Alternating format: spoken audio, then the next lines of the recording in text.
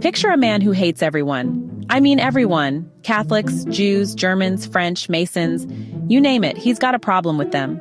And yet, this guy becomes one of the most important forgers in history. Sounds like the start of a bizarre thriller, right? But this isn't fiction, well, not entirely. Really?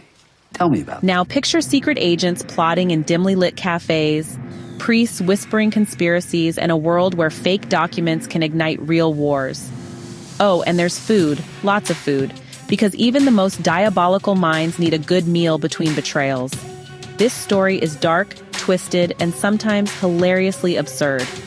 And trust me, if you've ever wondered how a single lie can shape entire nations, you're in for a ride. Buckle up, because what you're about to hear will make Dan Brown novels sound like bedtime stories.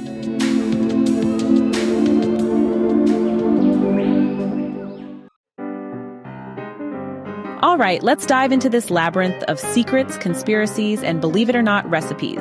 Our story begins in 19th-century Europe, a time when revolutions, assassinations, and secret societies were basically the trending topics. And at the center of this chaotic swirl is one man, Simone Simonini, a professional forger, con man, and a certified misanthrope. If you thought your uncle was grumpy at family gatherings, wait till you meet this guy. He hates everyone equally, which in a weird way makes him fair, right? Simonini is an Italian living in Paris, and his job is forging documents for all sorts of shady characters. Governments, spies, religious fanatics, you name it. If you needed a fake letter to start a war or discredit a politician, Simonini was your man. In modern terms, he'd be the guy running 10 anonymous troll accounts on Twitter for hire. But let's rewind a little. Our man Simonini was born with a chip on his shoulder. Raised by a grandfather who adored conspiracy theories more than life itself, little Simone grew up hearing stories about how the Jesuits were running the world, the Jews were plotting against Christians, and the Freemasons were basically the devil's interns. Imagine bedtime stories about world domination. No wonder this guy grew up paranoid. Hello, rich people, Troy's joining. Fast forward to adulthood. Simonini finds himself forging wills, letters, and official documents. And oh boy, he's good at it. But forging papers isn't enough for our hero. He wants to create something big, something that will make history tremble. Enter his Masterstroke, a document that claims Jews all over the world are secretly plotting global domination. You what? Yes, the infamous Protocols of the Elders of Zion, the granddaddy of anti-Semitic conspiracy theories. And guess what? Simonini is cooking it up like a chef preparing his signature dish. He even borrows lines from novels, political speeches, and, well, whatever he can find. Truly plagiarism at its deadliest. Holy crap! But here's where things get fun. Well, darkly fun. To create this earth-shattering forgery, Simonini needs to move through Parisian society, rubbing shoulders with spies, priests, and occultists. One day, he's dining with Russian agents. The next, he's whispering in the ear of Vatican insiders. Yeah, boy. And speaking of dining, this man is obsessed with food. Every other page, he's describing some elaborate meal like he's auditioning for MasterChef Conspiracy Edition. You're knee-deep in political intrigue, and then suddenly he's like, the sauce béarnaise was exquisite. Priorities, Simone, priorities. Anyway, while Simonini is plotting away, Europe is on fire, literally and figuratively. There are wars, revolutions, assassinations, and secret societies everywhere. Governments are desperate for scapegoats, and Simonini provides the perfect tool fake evidence.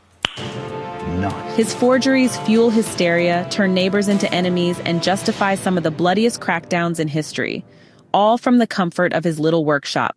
Talk about remote work. But here's the kicker. Our narrator isn't exactly reliable. In fact, he might be losing his mind.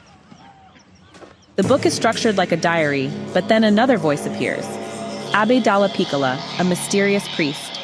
Are they two different people, or is Simonini suffering from a split personality? We never know for sure, and that's what makes the story even more twisted. Come on now, dawg. So it's kind of like Fight Club meets the Da Vinci Code, but with more priests and, well, fewer abs.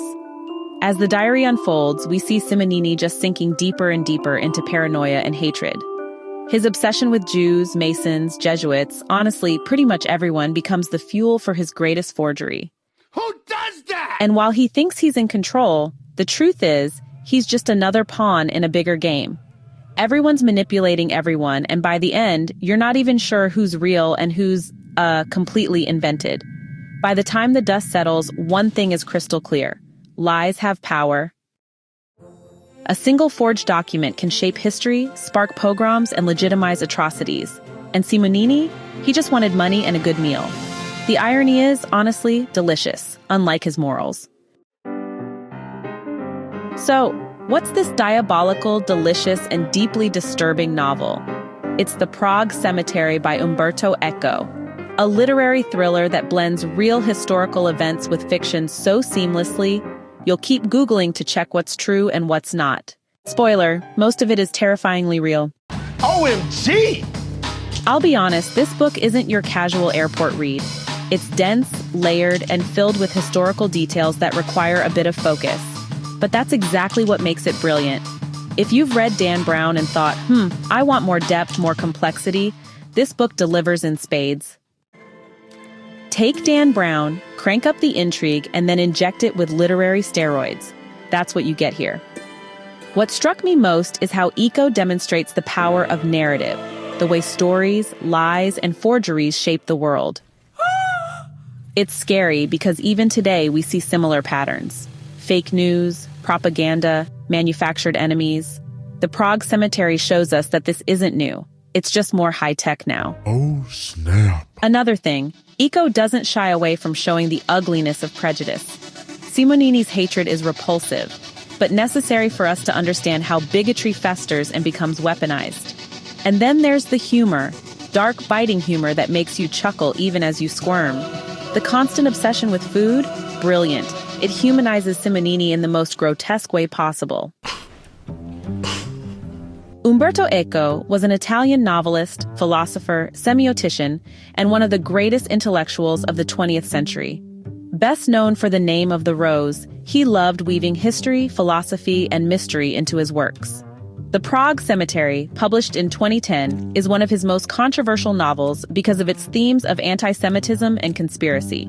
But that's Eco for you, always challenging, always thought-provoking. Hey, thanks so much for hanging out with me today. If you're interested in diving deeper into this book, I've left some links down in the description. You can use it to grab yourself a copy and keep the adventure going.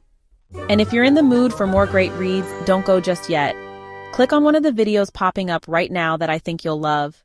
And don't forget to give this review a like, leave a comment, or even subscribe if you'd like to see more. Every bit of support helps us grow this little community of book lovers. See you in the next one.